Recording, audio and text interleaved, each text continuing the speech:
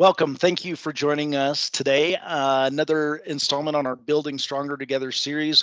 We've been doing this for about a year now, and what we thought we'd do is we've compiled some of the best conversations that we've had over the year and put them together in kind of a best of series today.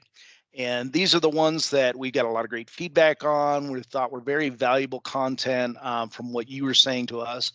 So we put these together today in short segments. If you would like to see any of these in their entirety, they are available on the website. You will have that link in an email after the webinar. Thanks for joining us. Let's get started. Hi, good morning. My name is Doug Sequeira, and I'm with the Carriage House Door Company. I've been with the company going on 22 years, and we have 3 locations now, Sacramento, California, Old Fort, North Carolina, and our newest shop in Kansas City that we opened up this year. So there's been a lot of changes in contemporary design for garage doors, and I'm excited to talk about that today. It's just a great environment that we're in right now that we can use this customization and we can do things that we haven't been able to do, or we haven't been able to kind of realize that vision is out there. So manufacturing is such a big part of that now. And Doug, let me kick it over to you a little bit. And we talk about the combination of materials has been a big part in now custom manufacturing. And Tell me a little bit about how that's evolved, for Carriage House Door and the garage door industry, and how that's kind of moved along. Yeah, definitely. So we're a custom garage door manufacturer, so we don't have anything that's in stock. We may have some standard designs to kind of get people going on which way they want to go with design to kind of get ideas. But where we've really excelled is we started our contemporary collection about 5 years ago. Until then, most options for contemporary garage doors were pretty basic. It was either a basic flush wood door that you paint, and maybe a flush metal door, what we call a commercial rib door. And if you're looking at the screen, the door on the bottom left is what we call an aluminum full view door. So aluminum full view doors were pretty popular, different anodized finishes, open for glass, so you can do different types of obscure glass. But you're still limited on what you can do. So what we want to come out with is show people, what we can do for a contemporary design on the garage door side, and come up with a lot of examples that people may have not thought that was possible with a garage door. So you can see in the different pictures on the screen, top left, you have one that's all stainless steel. You have staggered panels, different heights. So it kind of gives this pop-out effect look for the garage door, and it still just rolls up like your standard sectional garage door. And we also combine traditional materials like reclaimed barnwood, and we'll combine it with metal, like you see the middle door on the top. You have core-tin steel, and you have reclaimed hardwood, for the face. So it's kind of all about combining materials, kind of creating that warmth for contemporary design. Because like you'd mentioned in the very beginning, a lot of people think of it as cold, sterile, it's gray, it's plain. And we see some houses where that's the look they're going for too, and we can come up with custom for that. But we've seen a lot more where it is more warm. They're using a mix of concrete, metal, glass, wood. You kind of see a little mix of everything, and we're able to take all those elements, put them together into different designs, and really come up with a door that fits that house just perfectly. Yeah, it's amazing. I love to see the hand craftsmanship that goes into that. And Doug, I want to go back to some of the things we're still talking about, innovations of manufacturing. And one thing that you're seeing now are these bifold doors. And tell me a little bit. Talk to us a little bit about how that's really changing these spaces. Yeah, so the bifold doors, we really saw them get their start in the agricultural industry, aviation industry. They were hangar doors. If you had a lot of equipment for agriculture, and a way to get them inside a structure where you could use a traditional sectional door. And we're really seeing them make their way into different commercial spaces and then also residential. And so the picture you see on the screen here is a good example of that. Where you have a residential space where you really want to open up the back side of the house. You want to open up that living space to the outside and kind of create it all as one nice big space.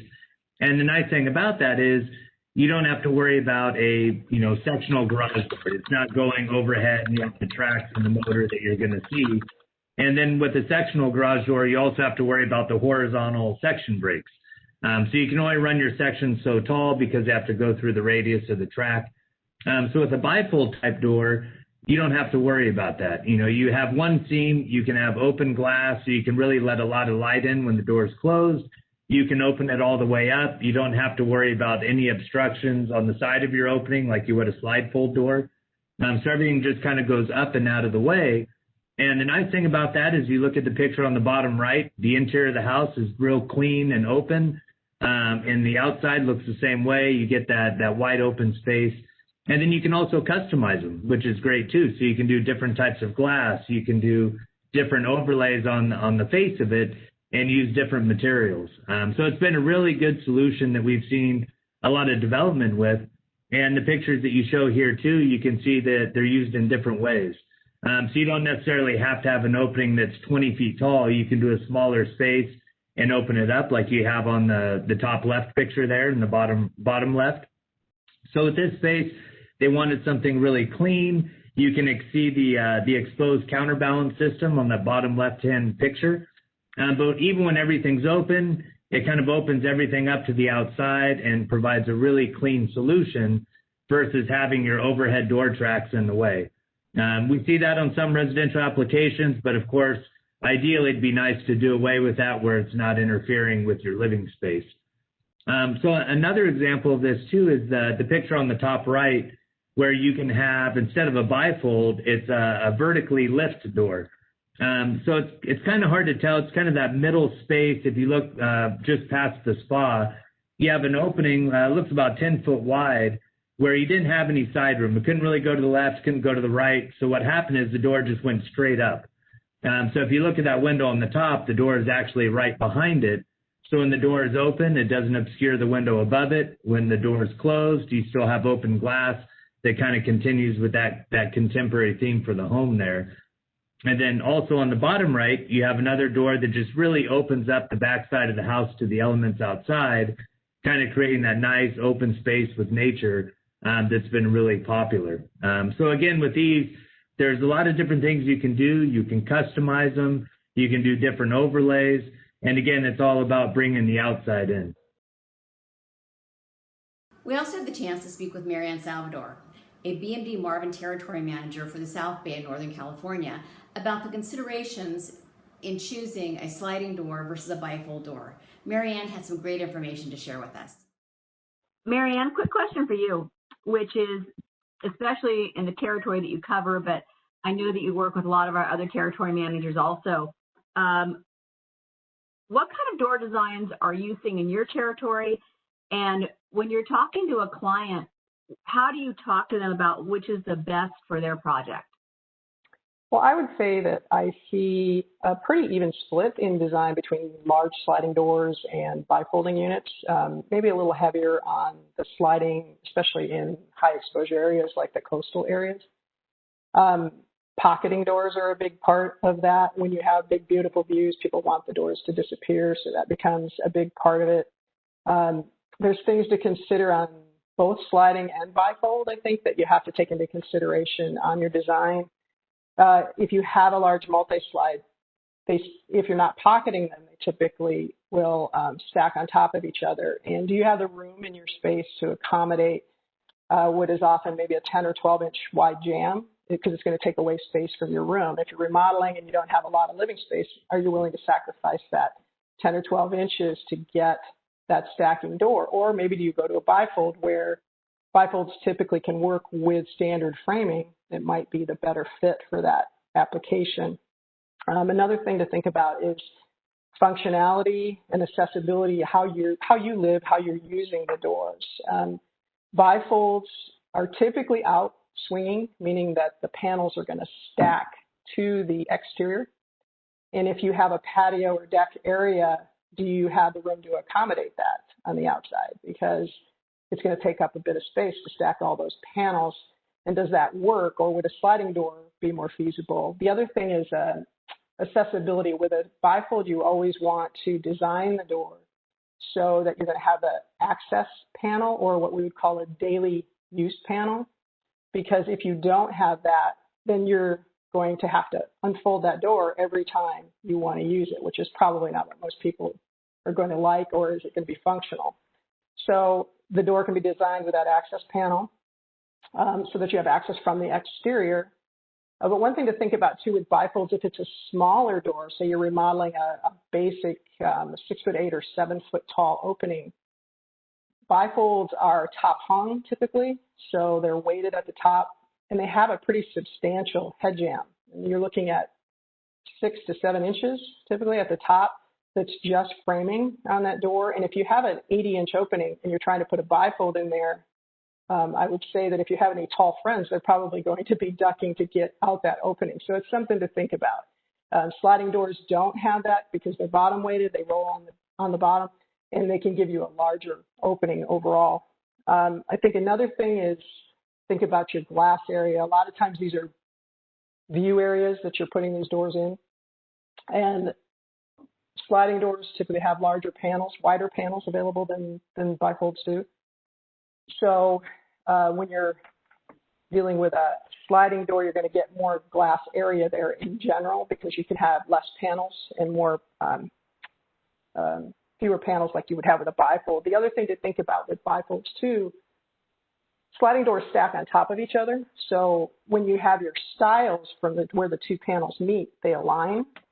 So you're dealing with less panel away from your glass. So on the case of, say, Marvin's modern door, it's 2 7/8 stile and rail. So you're only dealing with a 2 7/8 bar between your glass on the panels. If you go to a bifold, now you're looking at the panels sitting next to each other because they fold on a hinge. So now you're dealing at double that width. So that's another thing to think about. Bifolds are smaller panels, and you're dealing with more panel frame. So if you have a big 28-foot opening, probably not an issue. But if you have a standard 9 or 12-foot opening, you may want to go to a sliding door with less panels. And then the other thing I think that's really critical, which Pat already mentioned, is sill transitions. Is probably the number one question that comes up. Everybody wants the seamless transition between inside and outside. Nobody wants to step over a sill. And that can be done sometimes, but there's a lot of work that goes into that. And there are options. Flush sills are available from manufacturers typically, and that would be a 3/4 inch low profile type of sill. But keep in mind that unless you have a substantial overhang, say 10 or 11 feet, you're never going to get water to that door, you're probably not going to use that, because if you do, you risk getting water to the inside. Yes, you'd have your smooth transition, but you may not have your hardwood looking very good in a few years. So the idea is you got to have a sill system that's going to manage water. And sometimes that's going to mean that you're going to have to step down to have that water management. So this shows you on Marvin's Signature Series multi-slide, these are 3 different sill conditions that we have. And the first one is the flush sill that I was referring to. It's a very 3/4 inch, so your flooring on your interior flushes up. It's great, right? Nothing to step over. Again, this is not going to be warranted, and most manufacturers offer this, but there's not a warranty against water infiltration with this. The second option you see there is the performance sill, and that has a rise right here, and that is probably not optimal for most people, right? Because that means you're going to have to step over it. It's a toe kick. You can kill yourself going in and out that door. It can be recessed so that from the interior, you're not looking at that big step, but you're still going to step down over it. Now, this will come with a warranty, and this will come with a performance rating. And then Marvin has this option here on the end, and this is the high performance version, where you can build a slot. And this is actually great for my area where I have a lot of coastal, really high exposure with water. This sill, it's 2.5 inches, but it's recessed down into a slot. So those are some of the things that I think about and talk to people about when they're trying to decide what is the better door for their design. With zero net energy becoming a very hot topic, not only on the West Coast, but throughout the country, we spoke with Ann Edminster, an international expert on zero net energy homes and home building. And in this segment, she talks about the 6 critical factors that go into building and designing a zero net energy home. So here's Ann. So what's the difference about designing a ZNE home versus any other home then? Yeah, interesting, Mark. It's not, there's no silver bullet. I like to say it's a bunch of hundreds of silver BBs. Okay. And so it's all about the details. And I've broken those down here into 6 different categories. So we'll walk through each of these: the roof, the form, the plan, the enclosure, windows, and documentation. So first of all, starting at the roof, and might seem funny to start at the roof, but this is called keeping the end in mind when you begin the design process. And so whichever of the ZNE goals you choose, that is going to dictate a specific amount of solar production. So you have to decide which of those you're achieving or which one you're required to achieve. And then it's a pretty simple calculation. It might look daunting. We've got energy use intensity. We need to understand our total load in kilowatts of DC energy. How many square feet of photovoltaic array does that mean? And then what does that represent in terms of roof area? And, we've seen a lot of elaboration around form. I think it's kind of an unfortunate tendency to equate beauty with elaboration, something I really take issue with. And of the 2 homes here, I think if you didn't think the way I think, you might think the building on the left is quite handsome, and in some ways it is. But I look at that and I go, wow, that is just going to be so hard to heat, cool, insulate, air seal those roof forms. That's just crazy, right?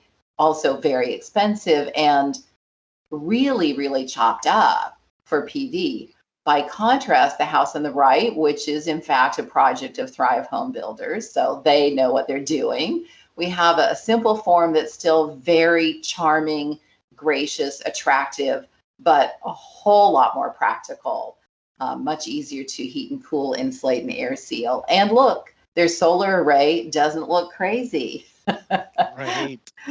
So that's about that. And a little bit more about the value of simplifying. This is a project I worked on a number of years ago where the homes on the bottom were an existing neighborhood and the homes on the top were a proposed new development. And the developer, which is a major university, had been told the community wanted them to emulate the design of the homes on the other side. And they engaged me as an energy consultant. And so I reviewed their plans, and I brought my checklist in to meet with them, the development team, which is a very experienced development team. And one of the first things I said is, so have you looked at the roof? They were like, no, why? And I said, okay, well, take a look here. What do you see? Well, in the proposed designs, it's hugely more complex, right, than the existing. They had done a beautiful job of emulating the look on the elevations, the facades, but they weren't really thinking about how that was translating into all these other costs. So just to sort of show you a thumbnail of the implications here, I've done this little, very rough calculation. I said, okay, well, let's just say for the sake of argument that every extra foot of perimeter costs you $300, right? And every extra corner costs you $500. And these are just, kind of rough numbers, approximations. And I'm not thinking about what's happening, the complications on the interior, the roofing complications, the design complications, right? Because that's a lot more drawing and detailing, or the implications for the utilities of the occupants of those homes ultimately. But I just said, okay, let's take a really, really simple 2,500 square foot plan. And I've got 3 variations here, one that's got 4 corners, one with 8, and one with 18. Using my numbers, I come up with an add-on of $9,000 for Plan B and $15,000 for Plan C. So, and it's probably quite a bit more because of all those other issues. So that's just again, a really quick example about the cost of complexity that we rarely think about. Okay, so moving on to plan, the second element. Now, HVAC isn't the first thing you think about when you think about developing a floor plan, but it's incredibly, grotesquely overlooked, in fact, to the point where often there's no thought given to where the mechanical equipment is going to go. And this is a real oversight that I see in the design community, particularly residential, where it's almost always the job of the HVAC sub to figure it all out. I'm working on a project right now where, I kid you not, there was so little thought, as in zero or negative thought, that they put the equipment in the crawl space and they had to run the ducting through the crawl space wall up the outside of the building and back into the house. I was flabbergasted. Yeah. But you know, sadly, that's not so far beyond the norm. So it's really important that we actually plan for those systems and how to optimize them. So I'm going to skim through a lot of this because there's way more detail, and I know that you're going to make these slides available to folks. So just want to say, let's not forget all these things. It's hugely important. And when we factor them in, they can be so much simpler as well as less expensive to build and more efficient to operate. So here's an example of a project that I worked on with some colleagues in Stockton, California, our Central Valley, for Habitat for Humanity, where through a combination of careful planning that considered HVAC, we have this very, very simple system with all the components in conditioned space and really short duct runs. Similarly, same project, also thinking about the compactness of the plumbing in the plan. And so you can see these little orange dots represent every single hot water draw in the house, such that the longest pipe run is only 12 feet, which is phenomenal. So you pretty much think hot water in that house and you have it, right? Really, really smart thinking. The project manager on that project is truly phenomenal. Okay, moving on to enclosure. Now, all this other stuff I've already said precedes where most people start to think about efficiency is at the enclosure, right? So it is important, but there's a lot to be thinking of first. So once we get to enclosure, we're thinking about framing, insulation, and barriers. Now moving on to windows, and I know this is probably a particular interest of many folks in your audience.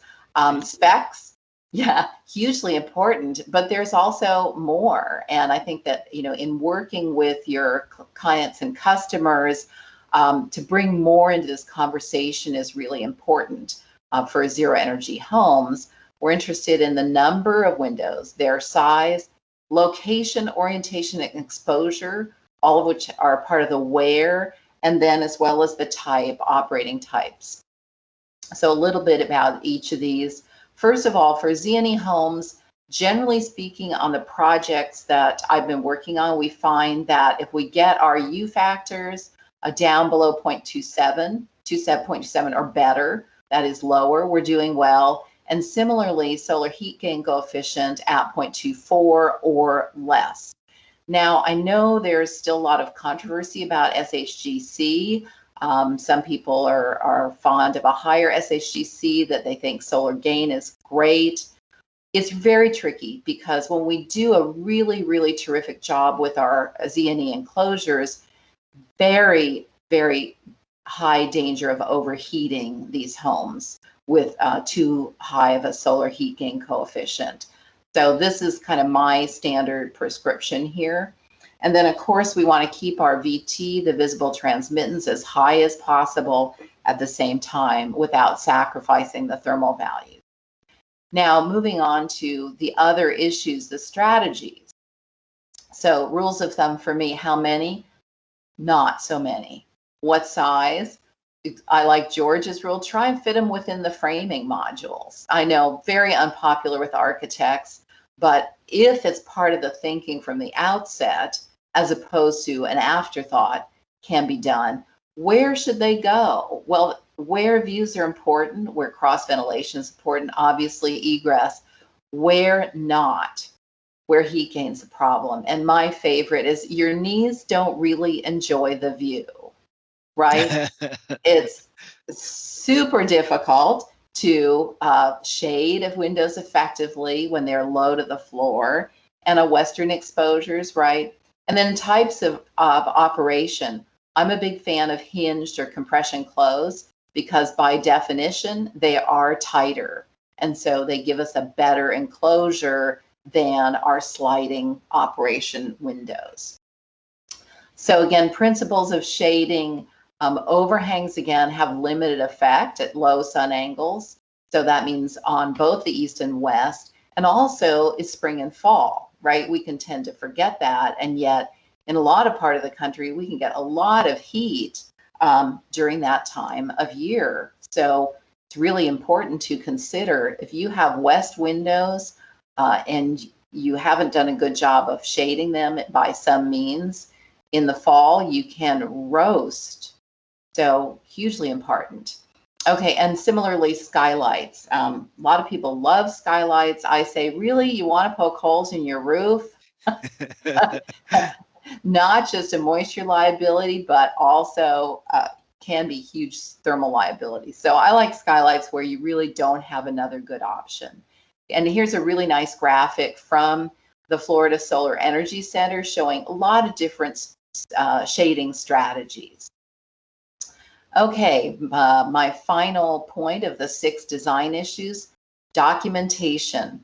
Now it seems really obvious, but honestly, when I've worked on projects where the teams have run into trouble, it's almost always because they thought they were going to do something and then somehow it did not get into the CDs.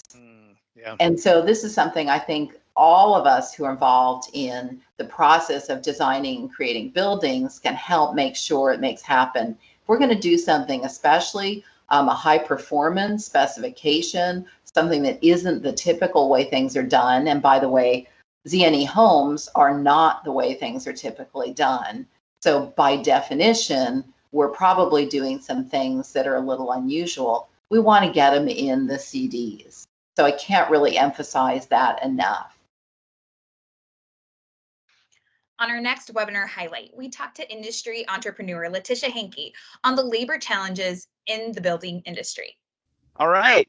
Now we're here with Letitia Hankey, and Letitia, it's just great to have you on here. This is, I think about you being with Mike Rowe and Kelly Clarkson, and then it's little old me. So this is just an honor. But I've heard your story, and we've talked, and you just bring so much to the table that I'm looking forward to hearing about. And people don't want to hear me talk, so I'm just going to turn it over to you and just let you go. Thank you so much. I'm really happy to be here as well. This is a great opportunity to just talk about how people can help this workforce issue that we're all having. And so I have a small presentation that I'm just going to go through, and then I'll come back and answer any questions that you may have. I love questions, so please write them down if you have them, because I would love to get them answered. So I'm going to go ahead and share my screen really quickly here. We had a conversation. I sat down with about 14 contractors. These are painters, electrician, all types of trades. And we started talking about what are the labor challenges that we're having, and what's the solution? How can we fix it? What are the options that we have? And there were a lot of answers to that question, right? But I narrowed it down today to the 4 answers that pretty much all of us, as the group of 14 of us, had. So I narrowed it down to the 4. The first one is seasoned employees come with baggage. These were their exact words, just so you know, okay? I'll talk about that in a minute. Young people lack training. And yeah, that is true, but what do we do about that, right? Employees are retiring. They're retiring out. I'm sure you guys can, relate to that one. And then lastly, I can't afford benefits. Many of the contractors like, I can't afford medical insurance and such. So I'm going to tackle those. We'll start with seasoned employees come with baggage. So what does that mean? Now, I know some of you probably already know what that means, but I'm just going to say it. Yes, the Mr. Know-It-All. Yes, we have contractors that are seasoned. They've been in the industry 15, 20 years. They know everything. You can't train them. You can't teach them a single thing. They come with bad habits from the companies that they used to work for.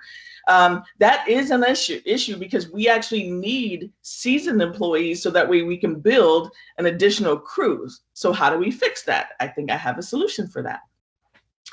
Young people lack training. So the bigger question of this is, are we willing to train? Because yes, an 18-year-old just coming out of high school has probably been playing video games. I'm speaking about my son, by the way. Been playing video games, not necessarily wanting to work with, his hands. So how do we get young people actually interested in this construction trades? Maybe it's because they don't really know that they have that opportunity. So the question is, are we willing to train them? Can't afford benefits. Yeah, that is true. I mean, you think about a company that may only have 3 employees versus someone who has 25 like myself, or others that have 50 or more. Benefits are really, really expensive, especially for medical, having any kind of medical. But what I've done in my company, and that's what I want to go over with you today, I've implemented other things that have made it very valuable to work at my company. So the first thing is employee appreciation events. This is something that you can simply do. Now, before COVID, we used to have all of our events in person every quarter. We would do, summer camping trips. We'd go bowling. Oh, bowling night was just a blast. All the families would come. We'd have bowling nights and competitions. We do a holiday party every year and at different locations, and, where the whole family can come. And sometimes we just do a dinner with just the crews. We did a pizza party thing where we got to bake pizzas. There's so many different little things that we can do to just show appreciation to your employees and get to know them a little better. Employee recognition. So I do a program. So I'm sure some of you guys have issues with employees not showing up to work. Maybe they're sick. So I do an employee recognition where if they don't miss work for a quarter, they get a $200 bonus. Now, I know you're supposed to come to work, right? But we all know that there's an issue, that they're not showing up, their stomach's hurting, they have a headache. I guess that's why Tylenol and Pepto-Bismol exists. But anyway, that is an issue. So after a year, if they haven't missed work the whole year, in January, they get a $1,000 bonus. And so what I learned over the years is that I have more and more employees not missing work to get that $1,000 bonus. And it's worth it to me to pay that bonus to make sure that I have all my crews on site, and it helps with production of jobs as well. Aflac insurance, there's different insurance opportunities that is that's not very expensive. We have dental, vision, and an accident plan through Aflac, and that is a really great opportunity for you, that if you want to have some kind of value, you can look into their dental plan, because it's really like $26, $30 a person, and it makes the employee feel really appreciated. And I remember their faces when I announced to them that we were going to have dental insurance. They were just so excited about that. So just know that there's opportunities, and I have really great connections if you need someone really good to tell you more about that. Holiday bonuses. I was really shocked to learn when I would get together with my contractors that they don't give, holiday bonuses, even if it's $25 gift card or something. This is something that you can really implement, right away. Really, at the end of the year, you can get them some type of holiday bonus. And I can't even tell you how much they'll appreciate that and realize how special that is, being that not a lot of companies do it. Retirement. I do an IRA for my employees for their retirement, and I match it at 3%. And there's a tax benefit to that as well. So there's a benefit for everybody, and it helps your employees save up a little money for their retirement. And I have good people to talk to if you don't have anyone. And then lastly, just treating your employees with respect. You say I can't afford the benefits. Well, this is something that you don't have to pay for. When I say that, it means, I know all my employees. Not only do I know their names, of course, but I know their kids' names, and I know their wives' names. And, you know, I treat them with respect. And many of my employees that have come to work for me over the last 10 years, most of them say they heard through the grapevine how I treat my staff. And I have a very, very low turnover. So those are a couple things that you can think about. And then lastly, employees are retiring out. Yes, they are. And we know that this is in the statistics that baby boomer generation is retiring, and the lack of young people to replace them really, really exists. There's an estimated 3 million trades jobs remaining vacant right now. And you know why? It's basically because the young people don't know. They simply don't know that they have the opportunity to go into a trade or be in a trade, because in high school, they're not taught that. They're taught, go to college. I mean, I'm sure their parents, think about your parents, you know, they probably said, you got to go to college. You go to college, and then you go to college for 4 to 5 years. You're now in debt. You graduated and still don't know what you want to do, right? That was kind of me.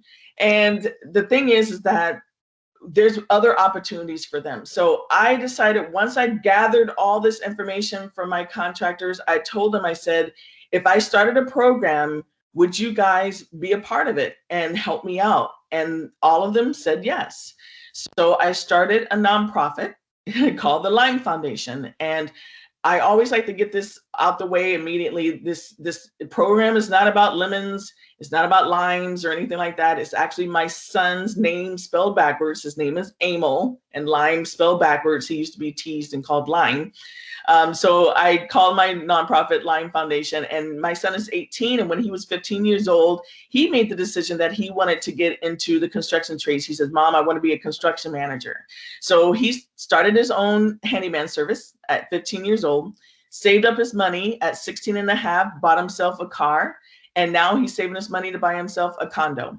So if young people don't know that they can make great money and have a great career in construction, then that means that we need to teach them. So I'm going to tell you a little bit more about that now. So tiny little explanation about Lime Foundation. It's a roofing and construction vocational program called the Next Gen Trades Academy. That's one of our main programs that we do. I also have a program called the Turner Arts Initiative. Turner's my maiden name. And that is a music, recording arts, performing arts, creative arts program. And it's a camp for our disadvantaged youth. And then we also have a senior activity program, and that was designed for our seniors over 55, seniors and veterans that are looking to be a little healthier, and we have a nutrition and exercise program for them. So that's the Lime Foundation as a whole, but today we get to talk about the Next Gen Trades Academy because it's my favorite. So this is our academy, and you know, again, when I talk to my contractors about what we can do, right, I said, how about we train them? Are you guys willing to take that extra time to do the training? And they said, yes, let's do this. So we put together a curriculum for this academy, and this is the curriculum.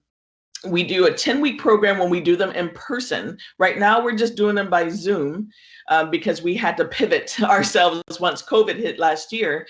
We were right in the middle of a class, and we pivoted the class and turned it into a Zoom class to finish it out. And now we've done another 4 Zoom classes. We've had the same results of getting our students hired once they graduate from the program. So we are going to continue the Zoom program, but 2022 we'll be back to doing them in person. So these are all the different trades that we go over with them. We do, of course, basic construction background.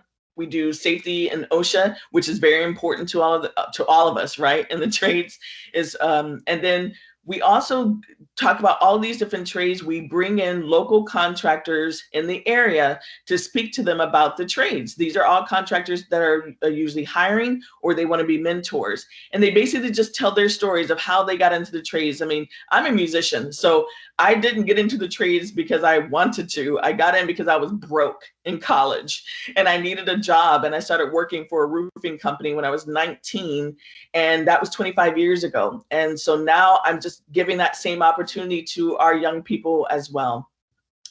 And so it's not just about trades, right? We need to do this as a whole. And there were a lot of things that I didn't know when I was 18 and 19 years old. And we all deal with a lot of stress and issues, especially our young people these days. So in our workshops, in our Trades Academy, we actually do different workshops. One is in emotional intelligence and stress management. We talk to them about how to deal with everyday life stress. So that way they're not bringing it to work, every day, how to be able to separate and how to actually deal with it. We bring in professionals for the interview and public speaking skills, so that way they know how to have good eye contact when they're interviewing with you. And, they're doing these Zoom interviews now too, right? So you got to look at a camera. And so we're teaching them how to be able to do that and be very successful. We do a resume and cover letter writing, so that way they don't have a 5-page resume, because if we all get a bunch of resumes, we can't look at that many resumes before our eyes start bulging out of our heads. So we teach them how to have a nice coherent resume for you to read and go through. Financial literacy is definitely one of our biggest workshops that we do, because when I was 18 in college, first starting off, I got that American Express card in the mail, and I went buck wild. I bought shoes and purses and ran that card up, not realizing, oh yeah, I have to pay it back. So we actually bring in professionals. We bring in different banks, local banks. We bring in Edward Jones, different financial institutions that talk to them about how to have good credit. I mean, I'm sure some of you guys know now, in our older ages, how important good credit is. It follows you the rest of your life when you want to buy a house, when you want to buy a business, when you want to buy a car. So we actually teach them that in the financial literacy and try to help set them up for better financial stability. We do a personal growth workshop, so that way they're working in teams and learning how to build each other up. And we also do health and nutrition in the class. We bring in a nutritionist to talk to our young people about the importance of not drinking a bunch of Red Bulls every day and Doritos for their lunch. And because overall brain health and body health is important, especially when you're in the trades, especially a heavy duty trade like roofing or general contracting, you need to make sure you're in good health. So those are our workshops. And then I just wanted to show you a little bit about our training. These are, of course, our classes that we did in person. We're not doing in-person classes anymore right now, not until 2022. But we do a lot of training where our students can kind of get a real life feel of, what they're doing. So this is Restoration Week, where they get to dress up in a full hazmat suit. And if you're at all familiar with restoration companies, they deal with a lot of mold, mildew, fire damage, water damage, but they also deal with hoarders. So we try to make it fun in our class. So we do this hoarder game where we kind of set up like a wrestling ring, and we have them come in and try to look for like these little pieces of paper. And it's hard to find because there's all this stuff. And so we just try to set up real life situations for them and make it very fun. Other training activities, we build solar kits during our solar week. We do a solar lesson, and then we have them build their kits from scratch and as a team. And again, it's just, another team building exercise, because when they're working for us in the trades, a lot of times they're going to be working on a team. And then we also want to see, how well they do with just following directions, right? Because that's also a very important thing when you're hiring. And then if you see that giant Jenga right there in the middle, that's during our architectural engineering week. And basically giant Jenga, if you've ever played it, is really about having a good solid foundation, right? I mean, you pull the wrong block and it's all going to come crashing down. And so it's just one of those lessons where they could be a little more involved in understanding the importance of, architecture and structural. So it's a lot of fun, actually. They get their OSHA 10 certifications. They do a 10-hour certification. They actually do not graduate from our program until they've completed their certification. So that's a requirement of our program, because all of the contractors also mentioned that safety was very important to them. Our workers' comp rates are crazy, especially in roofing. And so they get certified, and all of our students that have graduated from our program are certified. And we've had 123 students graduate so far. And then they get tools. So you all know how much tools are, and young people that are just starting off in construction, they don't have an extra $500 and $700 to buy their tools. And you also know that they need tools to work on a lot of our trades jobs. So we have a program that actually gives our student tools, and I'll tell you a little bit more about that in just a moment. And then we have a graduation for them. You know, it's a great chance for them to meet. This last year, we've had to have our graduations virtually, of course. We've had them drive-by graduations, but we made it happen. So that's what matters the most. And that's when they get their hard hats saying that they completed and their plaques, so they can be really proud that they actually completed this program.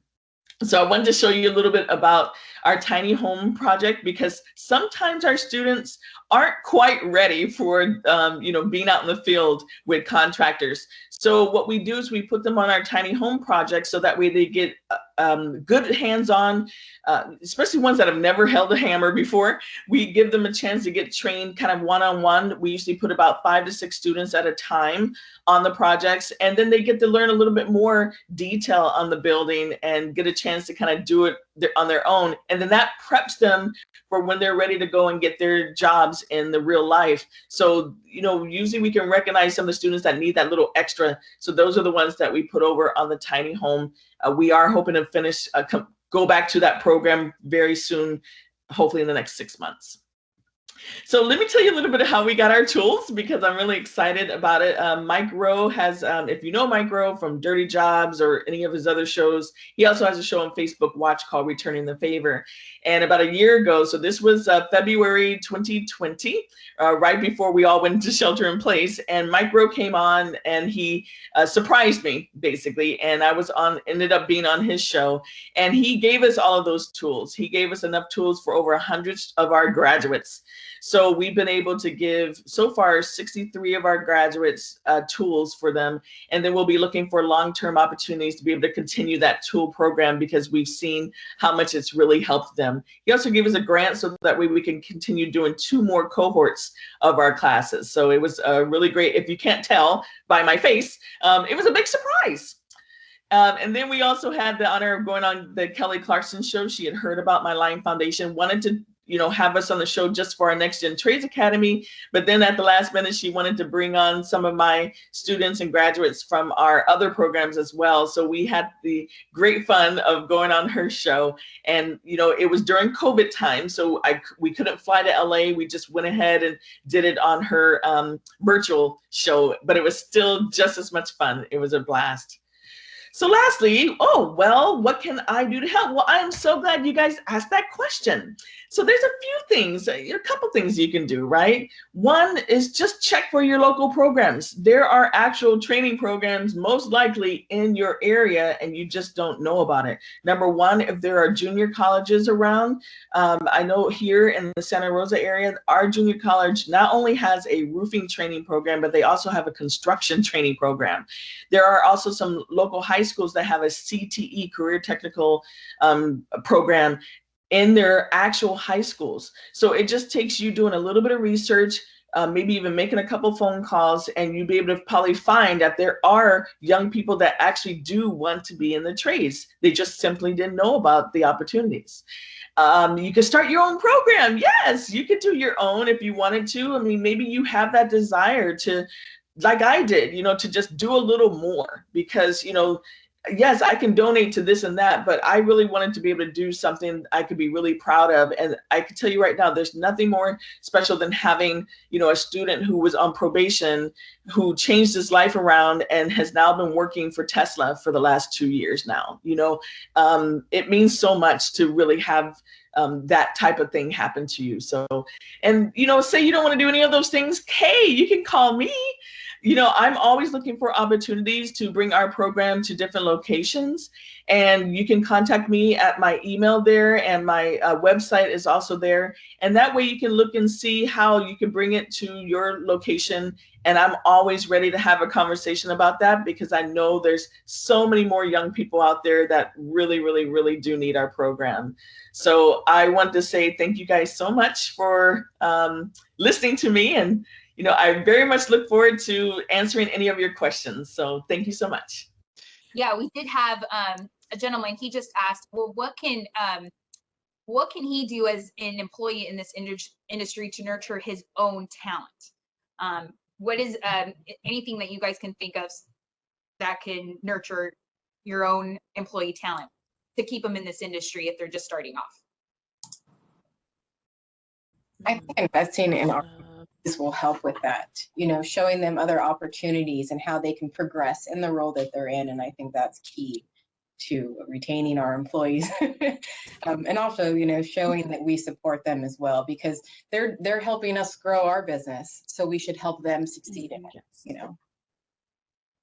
Well, and Letitia, I gotta say, I love what you said about getting to know your employees, not just them, but you get to know their families.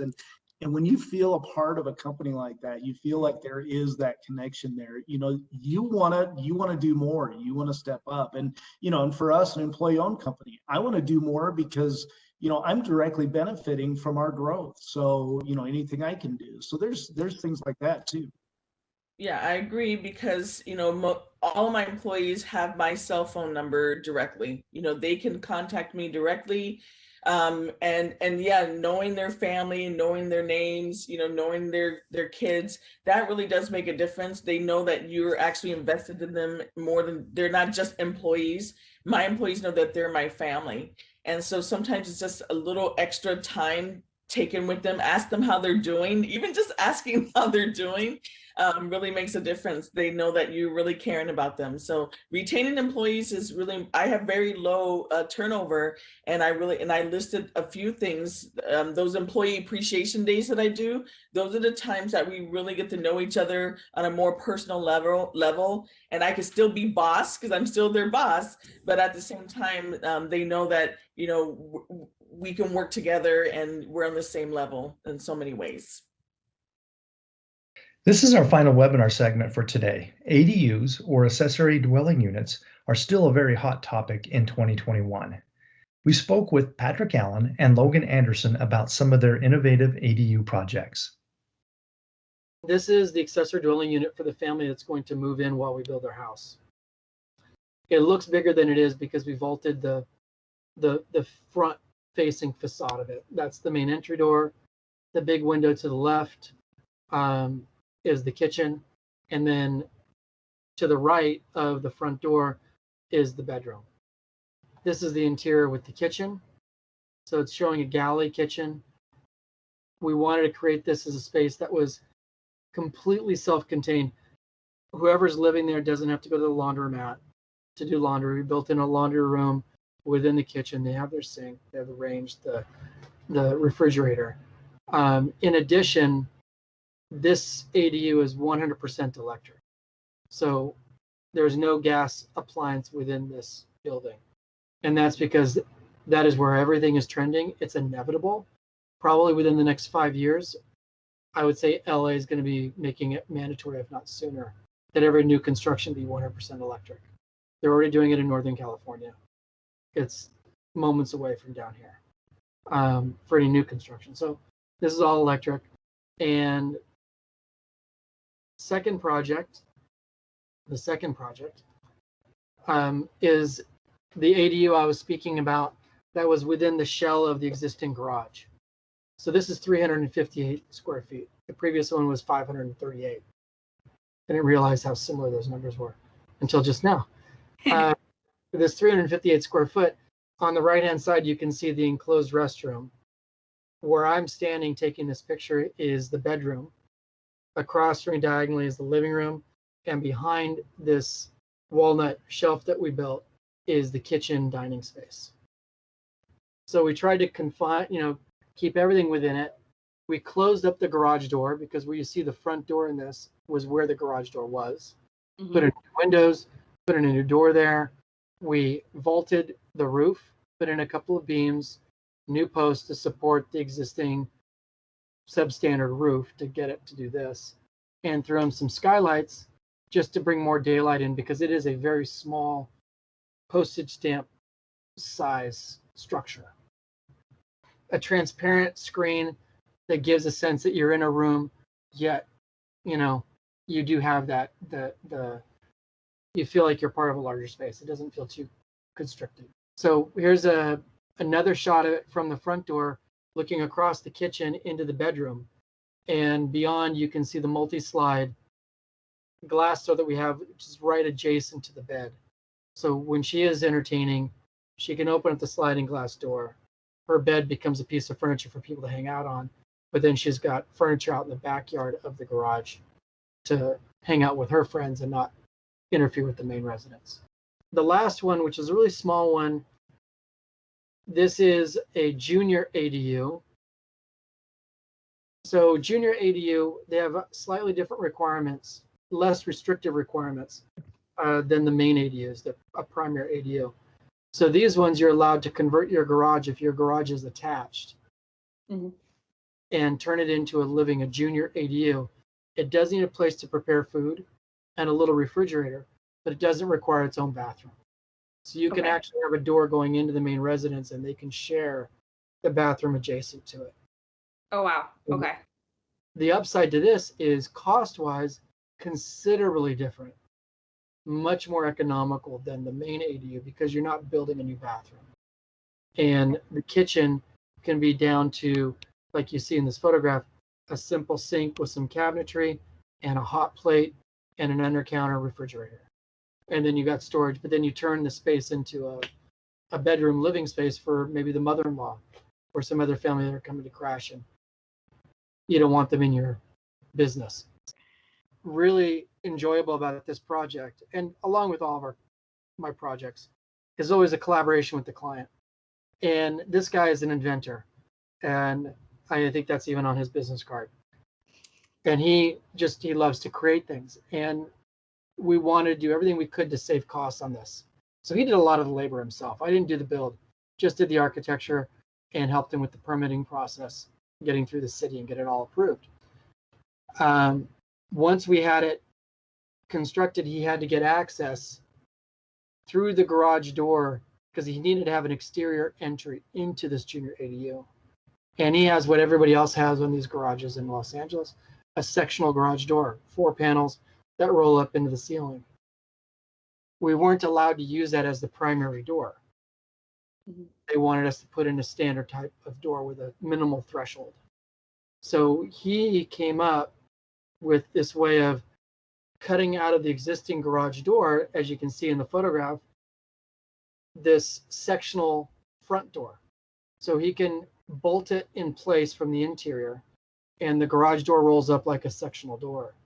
But if he doesn't want to open it that way, he just turns the doorknob, and you can see it just swings open like a regular door and locks like a regular door. Yeah, so I have some projects that I can share that range in, there's a few different opportunities with ADUs. I think for the most part, a lot of people seem to be looking at these as what how I like to refer to it as they're putting the accessory in accessory dwelling unit. There's incentives to develop your own functionality, own aesthetic, etc. This project here is an ADU that will be going in to get permitted. It's in Oceanside, and this is a perfect example of that, in that this owner doesn't necessarily need to rent out a space, but he's in the process of remodeling or renovating their backyard, which currently is just wasteland of sorts or whatever. And part of that was that he would like to add an accessory dwelling unit that would have the potential to rent should he need to, but ultimately serves as an accessory to his house, something that when entertaining or just there with his own family, just an opportunity to go and enjoy something there. So this here is a floor plan. As you can see, most accessory units wouldn't have a pool table or design around a pool table, which we spent a lot of time doing here. So that's the floor plan here, again, custom design. This is a galley kitchen with a giant window facing out to the dining table, which is just something that this homeowner, doesn't mind having the galley kitchen, really actually wanted the galley kitchen just so they'd have this ability to stand at the grill and or the range, and cook for friends and family. Galley kitchen, I think, is what it's typically referred to, which basically just means that it's like a hallway. And again, this is just a good example of what an ADU doesn't necessarily have to follow this kind of rigid, like boxy 800 square foot, 1 bedroom, just slap it up and all that. Like, you can really use ADUs as an opportunity. I mean, renovating a home is expensive, and homes are typically a lot bigger than, say, 800 or in this case 1,000 square feet. Sometimes they're not. But either way, it might require, redoing a lot of infrastructure and all that kind of stuff. And it's like, well, having the ability to, start from scratch and design your, almost your dream home in a sense, but that's a smaller footprint or whatever meets the requirements for these ADUs with respect to area, square feet is kind of an interesting opportunity or whatever. I've had this next project is actually a small project, but what the intentions are from the homeowner's perspective, I don't have renderings of it, but this project here just shows a demolition plan, a floor plan of what this is a 2,500 square foot single family residence in Carlsbad that has a 3-car garage, and they're going to convert this 3rd-car garage space and add on to it in this linear fashion here. And there's a lot of opportunity to from a homeowner's perspective as to what an ADU can be. And I think that that would be my reason to going to an architect and presenting your ideas, and whether or not you think they're outlandish or crazy or whatever, I doubt it. I mean, that's what we've heard and envisioned and thought of everything ourselves. So I don't see it as, I just think it'd be, it's a really good opportunity to take your existing lot and or house or whatever and kind of treat it like it's brand new with respect to what you can do there. Just since I have the pictures, I'll just show you a couple other.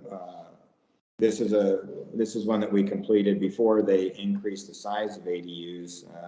It's 640 square foot, which used to be the maximum allowed in Carlsbad for an attached ADU, and this was just built over an existing garage. You can kind of tell what the existing house must have been.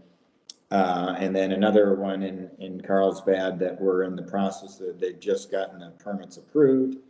This is the existing garage, and then we're building right over the top of it, and again the homeowner here intends to move into this and rent out the primary residence because it'll be a means to basically living on site with a brand new building for free.